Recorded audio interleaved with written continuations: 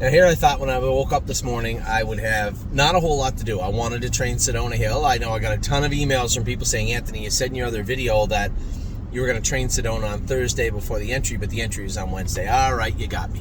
So I trained her on Wednesday. I wasn't sure what day they drew. It didn't really matter, Wednesday or Thursday. I wanted to train her before the draw. Addie, down a little bit more, please. I wanted to, a little bit more. And thank you, by the way. I want to train her. Yeah, you can hold my hand for a minute. I want to train her a little bit, just to see how she felt, because I thought she was a little uncomfortable left hind. She actually looked better today. The veterinarian went all over her yesterday. Now we were planning to do work on her today. I know he did a little work on her, but I was happy with how she trained, and if there's improvements from that mile, then yes, I like the spot she's in on Monday or Sunday? No, Sunday. Monday? On Monday or Sunday, whenever the grassroots is, whenever the Sire Stake is. I had a number of people message me. Shh. No, it's okay. I had a number of people message me and trying to make cases why Sedona would be in the Sire Stakes. Guys, none of you sit behind the horse. And looking at her qualifier, looking at her lines, and saying that she belongs in the Sire Stake does not make her a Sire Stake horse. I wanted to see how she felt. I wanted to make sure that we were putting her in a place where we weren't asking her for 105% every time she raced. That's unfair to her. And I was very, very happy, as I said, with the way she felt today, the way she looked today, and as I said before, any improvements on the performance this morning will go a long way to her doing well in the Sire Stake this week. We also put Purple People Eater in the Sire Stake this week. I thought she was awesome in training. Happy with the way the horses have gone. Geez, we had an awful dose of the second and third itis this weekend. But when I say that out loud, I feel greedy almost immediately, right? I was so deflated over Pickpocket yesterday, even though I knew he finished second and took a big chunk of money out of Kentucky and looked good and had a great start to his career. It just bothered me that he wasn't as good, and we didn't get to answer the question, did he bleed? No scope there yesterday. Now, here's my train of thought on Pickpocket yesterday, just so everybody understands. My concerns were, why was he flat, and did he bleed? That was it. Did one equal the other? And I want to say no. I think I'm comfortable and confident in saying he didn't bleed, simply because he was rough the first 3/8 of the mile, and that wouldn't have come from bleeding, right? That would have come from him slipping. Now, if he had some issues, you say, oh, he's a little lame, he's a little off here. He wasn't.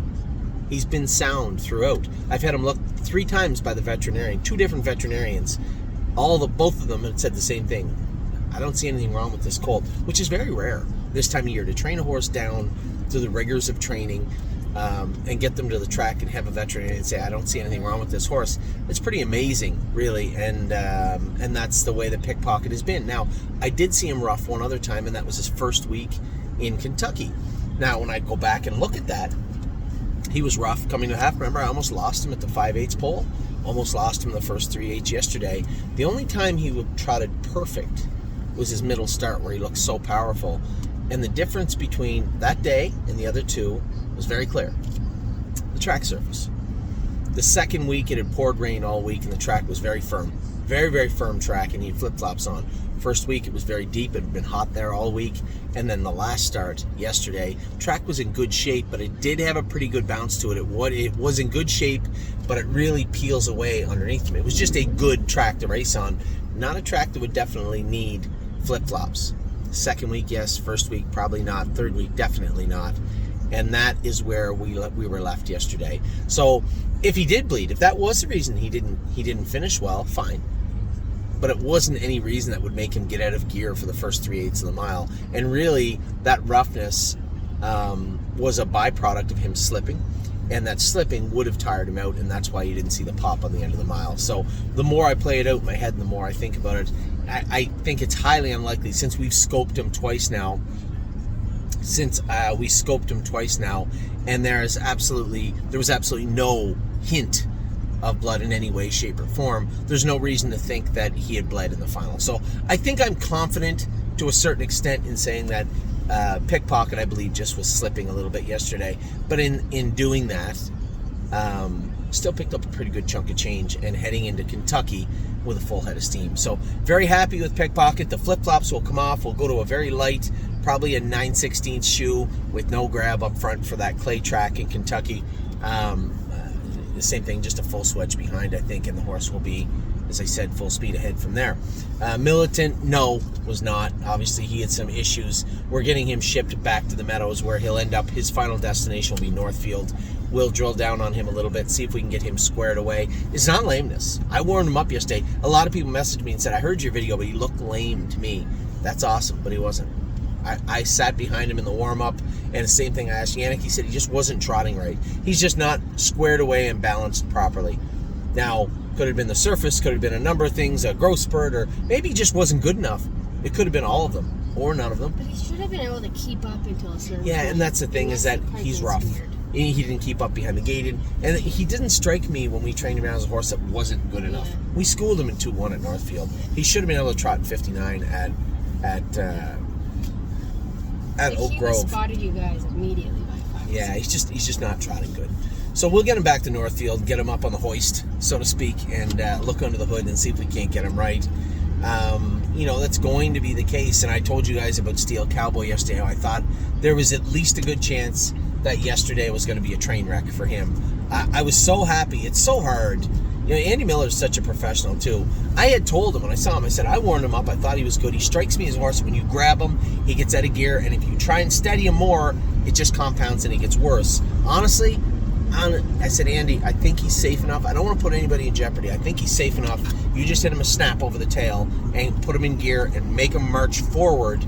I think he'll be fine, and that's exactly what he did. Now, lots to work on with this guy. I asked Andy afterwards. It was funny because I told Amy that both Julie and Andy had asked about this horse. They were the underbidders on gate on Steel Cowboy. And he had said after, a little bumpy, little rolly. He said it seems to be maybe a little left front. Kind of odd. I think he'll definitely get better. And that was a big mile. We all forget. That was his 7th or 8th career lifetime start. And he's a winner in 52-3 on a 5/8 mile track. So a good mile for Steel Cowboy. Not only did he win in 52-3, he was 3 wide all the way to the quarter pole. So a good mile for that horse yesterday, and I was really, really happy with him. And then, of course, Arson, I second-guess myself all the time, same as everybody does. After the race, just call her back and ask her what. It was Dr. Bosenjack just call her back. You always second-guess yourself, though. First, I told her that Chris was scoping him. Ask her to give, if Dominic hasn't already did it. Okay, just make sure one of them doesn't. Every time I come off the track and I get beat with a horse that, the first thing you want to do, every driver will do it. You don't dwell. You got to turn the page, but you also want to learn from what just took place. And every driver will come off the track, beat with a horse, and in their mind, what happened, what just happened, what did I do wrong? And sometimes it's immediately obvious what you did wrong, and other times you're left just quietly thinking about it. And I come off the track that I was so surprised that he come charging off the car that hard. Did I use him too hard at the gate? Clearly I did. Did that cost him the win? Probably not. Andy Miller's horse won with the earplugs in at 53. I got everything my own way on the front end.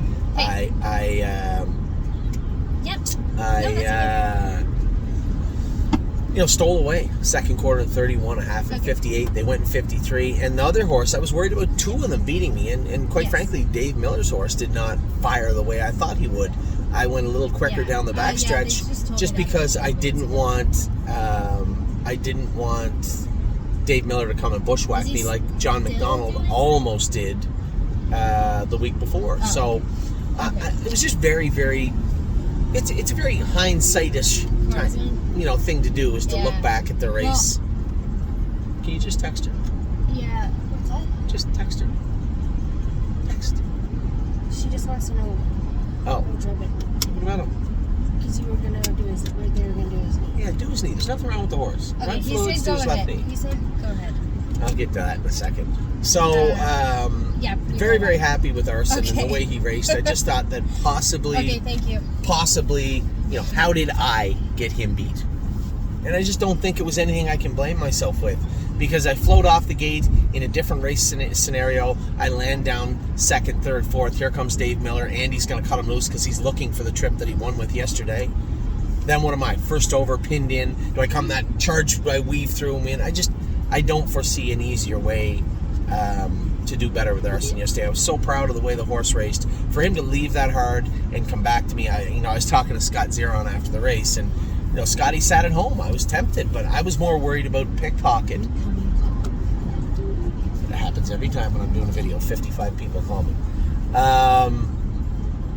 I was tempted to put Scotty on him, but I thought to myself, he doesn't know Pickpocket, and if he made a break on Scott, I wouldn't blame Scott, but it would reflect poorly on me. So it's always that catch-22.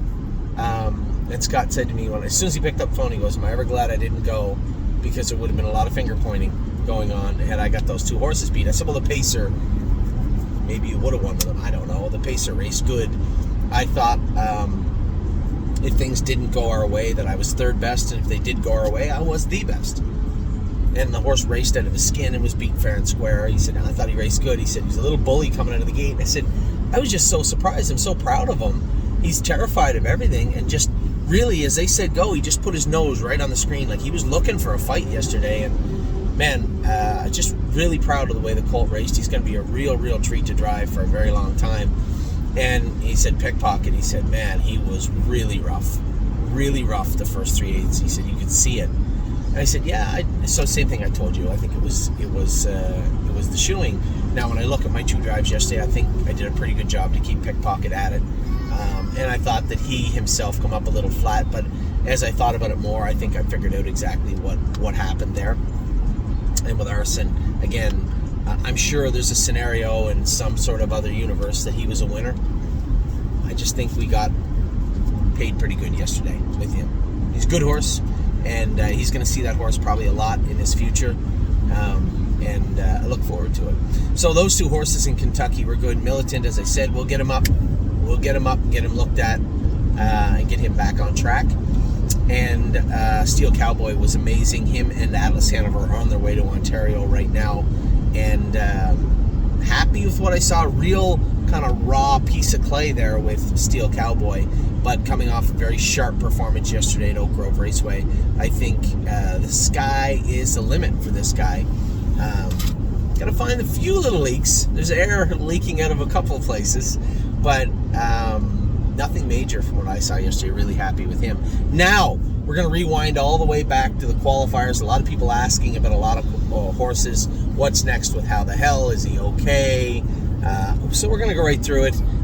Yesterday we had, do you remember how many we had to qualify, Ames? So second was How the Hell. How the Hell was in the second. 59-4, 29-2, last half 57-4, but got him qualified. I am going to be back in Ontario on Tuesday, and I was tempted to say just enter him at Mohawk, but I still believe Georgian is where he should be, his first couple of starts back off the shelf. I know a lot of people waiting for this horse. Somebody sent me a message saying, got to get rid of How the Hell. I like that you guys are getting a little more aggressive, but we absolutely do not need to get rid of How the Hell right now. We waited all this long, all this time, and for those of you that think that he's just terrible now, keep in mind, I need you just to pull up his lines. He did trot in 54-4 3 starts ago. Yes, it was following speed, but he could have trotted in 56 just as easily. He trotted in 54-4, 28 on the end of it, and we are getting this guy back in shape. But remember, his knees were in bad shape. They were operated on. The prognosis was guarded to fair. He made it all the way back. He's sounder than he's ever been, and he is becoming a good horse. And I think if you look quickly, I bet you he's still got way less than 15 or 20 starts lifetime. He still hasn't raced that many times, this horse. So How the Hell is qualified now. He'll likely be going, I think he said Sunday, right? Saturday to Georgian Downs. He'll be going, which that is a perfect qualifier to go into Saturday on. I'm not really happy about going back short on 4 days. I don't like that with this guy. But when we're coming off of a qualifier in 59, I think he'll be okay. Ask Angelica to take a look at his knees and see if they're okay. What they do with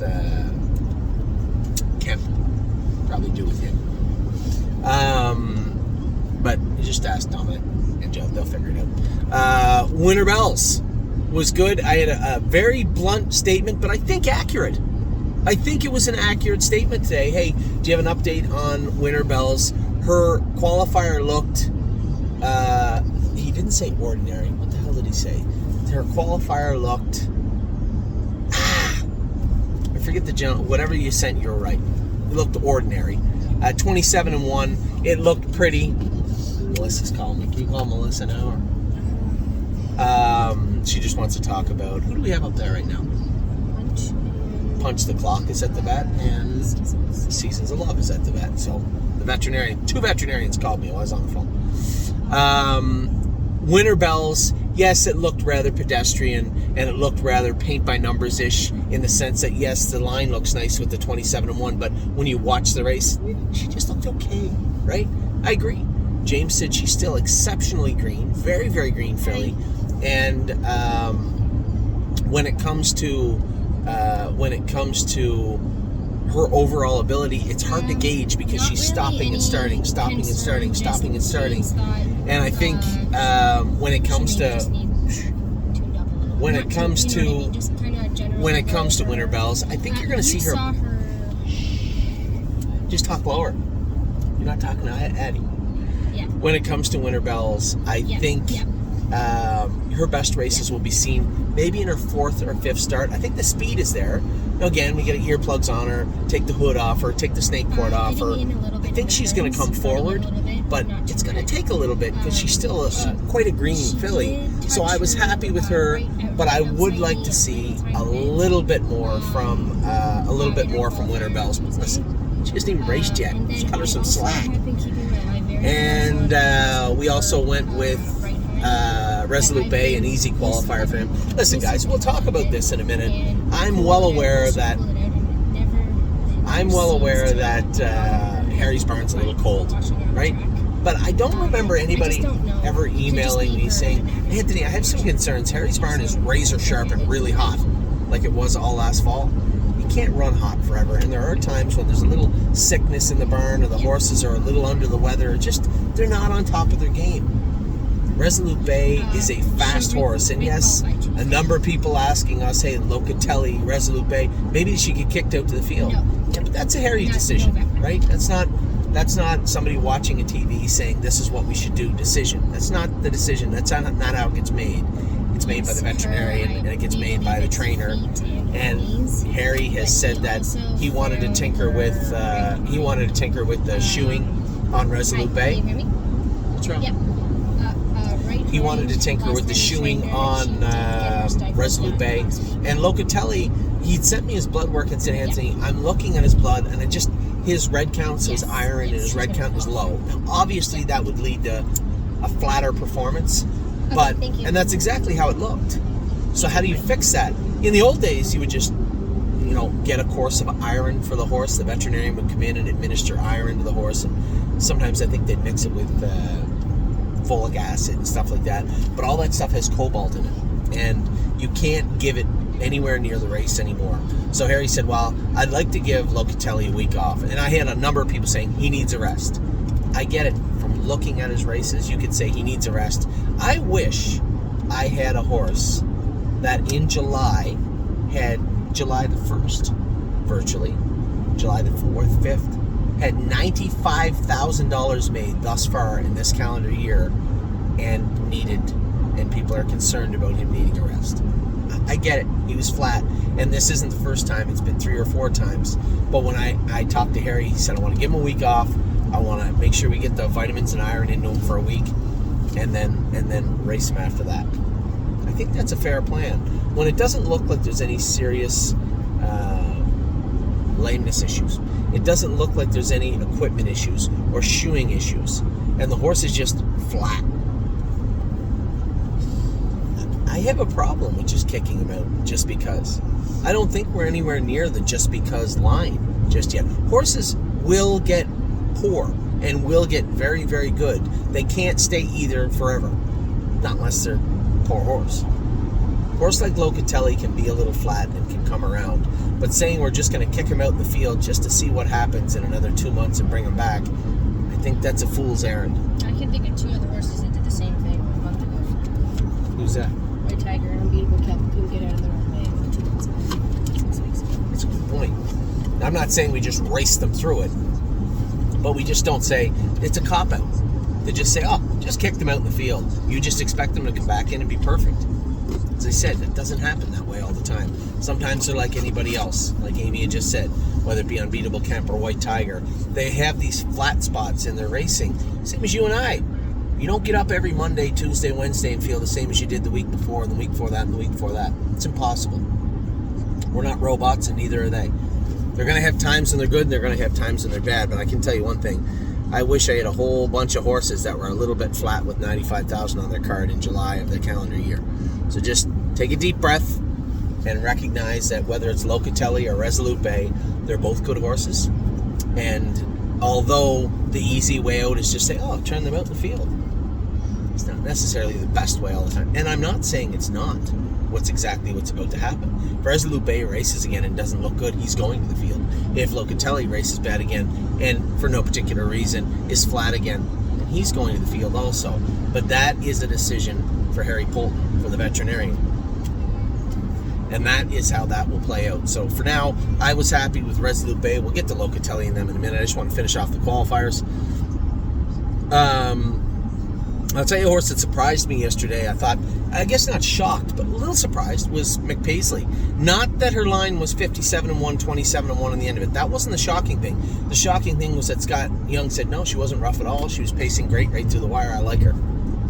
That's great because she spent a long time on the run, and sometimes they just have to work through it. And it appears, anyway, that McPaisley is working through it. So very, very impressed with her. Now, not the most impressive of the day. Actually, that's not true. I didn't think Punch the Clock hit the most impressive qualifier, but James raved about her, and I think I know why. He raved a lot about her because he was worried that I'd flip out that he sat last the whole way and finished 6th with the filly, 2-1 and 3, 28 flat. He thought that I would blow a gasket. So he proactively said to me the filly was unbelievably good.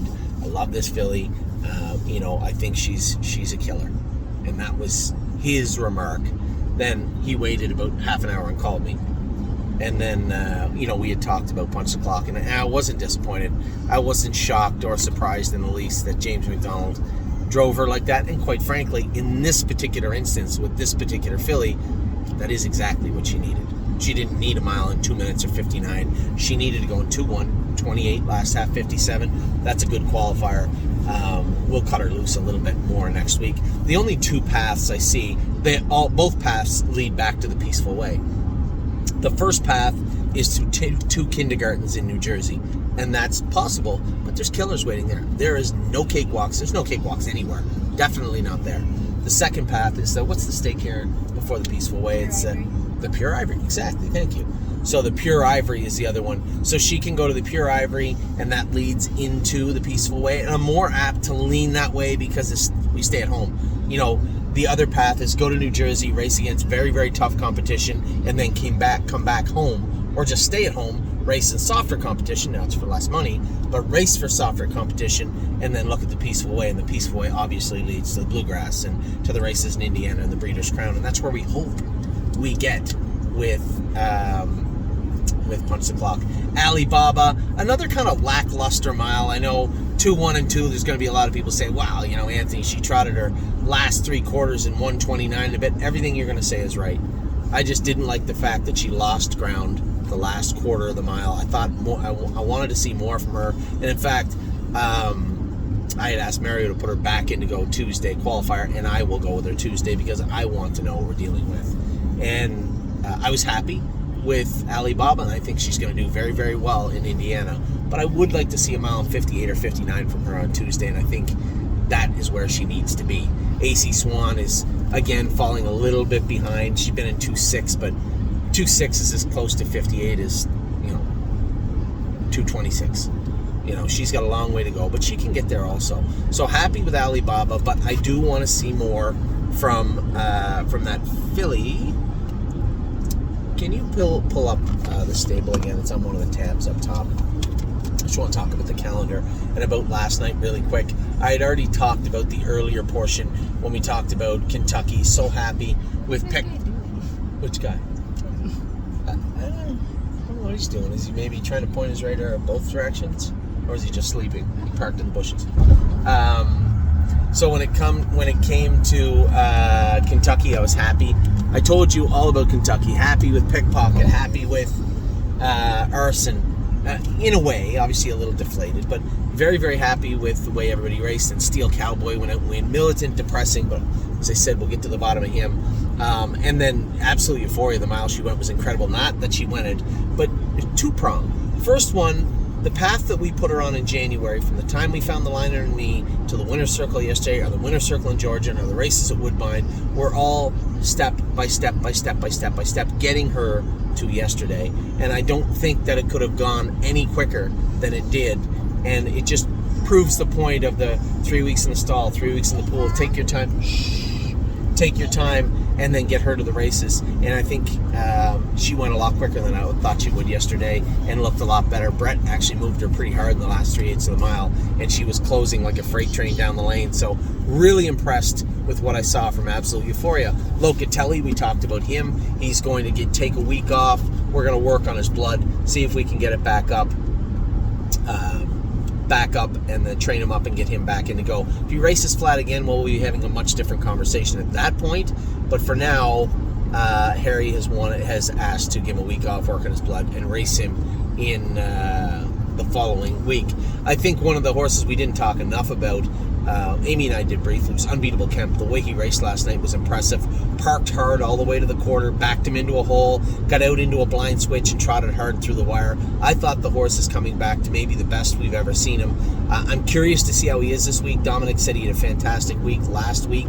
If we can race him on a 7-day schedule and keep him getting sounder and sounder and sounder, I think it isn't that long until we got this horse back to the top of this class. And the beauty of doing that, if we can do that, the beauty of doing that is that he's on a tag right now, 62,500. He can stay in there as long as they want to watch him do well. So it's a very good spot to have Unbeatable Kemp in. I think he does need to step forward just a hair. But if we can get him to, yes, honey. Are you using the white charger? No, I'm using a black charger. I can give you the white charger in a minute, okay? All right? Okay. Thank you. So Unbeatable Kemp, I think he's coming forward. I see a much better, much more focused horse than we've seen in the past. So very happy with what I saw from him. And Jonathan Drury's done a great job driving him his last two. Oakwood Cowboy, I thought he was better. It's hard when you just kind of gap and follow along and then pace a mile. It's really hard to get too excited about that. I'm more excited about what Dominic and Travis Collins said after the race. No noise, never made a noise. He was quiet. They were very happy with the way he raced. Coming from another place, a little bit short, you can't train him up that hard. I thought if we can get him on a schedule now and get him moving forward again, a horse much like Unbeatable Kemp, now he's not quite to that level, but closing into where very similar in the sense that he doesn't have sore knees or anything that bother him, but he does have an issue with his throat. We're working on it, and it appeared last night that there was no issues. So if there's no issues with his breathing, he's going to get better and better and better and better. Look, to me, I had a conversation with one of our clients a couple of weeks ago about his hobbles. I thought they were a little tight in Saratoga. I thought they were a little tight yesterday. I'd messaged Dominic after the race, said, geez, looks like he could get some hobble. And he goes, well, we're going to have to get new hobbles in because they're the longest hole in his hobbles. Those were 63 inches last night. He's going to have to wear a 65-inch hobble. So we're going to have to buy special hobbles for Oakwood Cowboy for the future. Nothing but a dreamer. He was flat. But when you trot 54 and 4 off half 58, it's pretty hard to complain. He's just not where we wanted him to be yet. He's not what we wanted him to be yet. And I use the word yet because there's lots of racing left. And yes, Harry's burn is a little chilled right now. That happens. There's nothing really wrong, right? Locatelli's a little flat. Resolute Bay is struggling a bit to try and get his best stride forward and stay sound. Looked good to me in the qualifier yesterday. And then Nothing But a Dreamer, that weird break 2 weeks ago. And then last night, I just saw the last 3/8 of the mile kind of in limbo, right? Can we get him moving forward? Is it on? And this is the beauty of horse racing. You guys know that. I know that too. Can't always be good, can't always be bad. You try your best. You know, you got to bite your lip when things aren't going your way. And just quietly walk around with a smile on when they are. And that's the only way you can move forward in this industry. You know, we had a great start to the day for the most part yesterday. A very anticlimactic end to the day. But again, that's the way things go. And then the stay close situation at the end of the night was just furious. A little bit with myself. I talked to Dominic and talked to the blacksmith. We have worn mushroom shoes on this horse for well over a year. And he develops quarter cracks very easily on the hindquarters of his feet. So the mushroom shoes fit down the middle. There's no pressure on those walls. The problem is all the pressure is on the frog and on the inside. Sometimes it gets crushed down. Sometimes it just doesn't look as healthy. So where do you go from here? I don't know. I know that horses that make breaks on the front end off by 5 lengths, there's only 2 types of horses that do that. Horses that are no good and horses that are hurting. And we had his feet tested today, and Dominic messaged me, said inside left quarter of Stay Close's foot was very sore. So the blacksmith is going to work on that. I had talked to Preston this morning, texted him about it, and said, listen, we need to keep the pressure off those walls. And he might have got his back up a little bit. And, at the end of the day, it wasn't like he just changed the horse's shoes and didn't ask or talk to anybody about it. That would have been a problem. No. There was a conversation that was had between Dominic, I, and Preston. We decided to take the bars off him. Just put aluminum shoes on him. That was a mistake. Rained hard last night. James said you couldn't have the track any harder than they did when Stay Close went on the track. So yeah, it was a mistake. And for Greg, that I appreciate the one expletive and the one exclamation mark. I would have used more myself. I appreciate the only one, and I know that it's frustrating right now. Kemp drawing the outside and not getting, the trips that we want all the time. Yeah, and had to race against Mischievous Rose. That was fair. But she fit the class. What are you going to do? And when it comes to Stay Close, I know it's so frustrating. It was that last 8 starts, he's had like one good race and a bunch of garbage races. Sick, tied up, and just excuse after excuse. And I don't like the excuses, but I feel that I was part of that conversation the other day with Stay Close and the aluminum shoes, and it was a mistake. There was a mistake made, and it certainly wasn't Preston's fault. It was, it was Dominic's, it was mine, it was the horses, it was Mother Nature with the rain, but it has to be addressed. So Stay Close, clearly you can see he was there. He made a break run all over the track, and they went 54-4. He was going to win in 54-1, 53 apiece last night.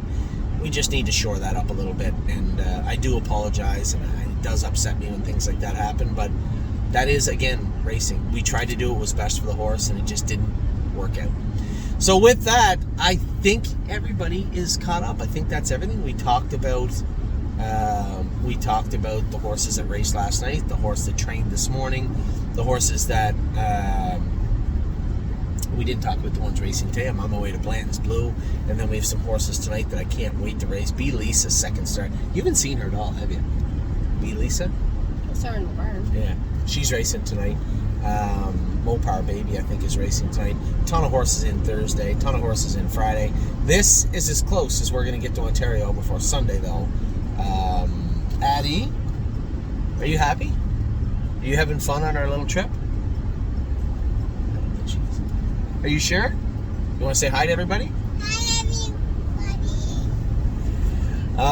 Everybody's holding on pretty good. July the 1st was pretty hectic. Then I had to fly to Philadelphia. Then I had to fly to Kentucky. But it has been a lot of fun, and it will slow down a little bit from here on in. So with that, I'm going to let you guys go. I hope you had a wonderful long weekend, whether it be the July the 1st in Canada, July the 4th in the States. It's been a lot of fun. So with that, I'll let you go. I'll talk to you all very soon, I'm sure. I'll talk to you after Blanton's Blue and maybe give you a video tonight after the races. But for now, you should be all caught up. Oh, ready for landing. People asking about the babies too. Ready for landing. We'll be in on Tuesday. Who was the other one somebody asked us about? The babies will all be racing this week. Don't talk about Bruno. We could qualify him, but then his grassroots is right after. I think we'll just go for a stiff training mile on Monday or Tuesday with him and head into the stake race. It isn't a necessity that he is wired as tight as he can be. We do want to see him start off his career on the right foot, but Tuesday back Saturday might be a little tough for him in a racing setting. So I think we'll just stick it home, maybe train him a couple of good trips, and then get him in and get him going. So with that, I'll let you guys go. If you have any questions, if I've missed something, and I always do, if I've missed something, just drop me a line, send me a text or an email, and I'll get right back to you. Otherwise, I hope you're having a great day.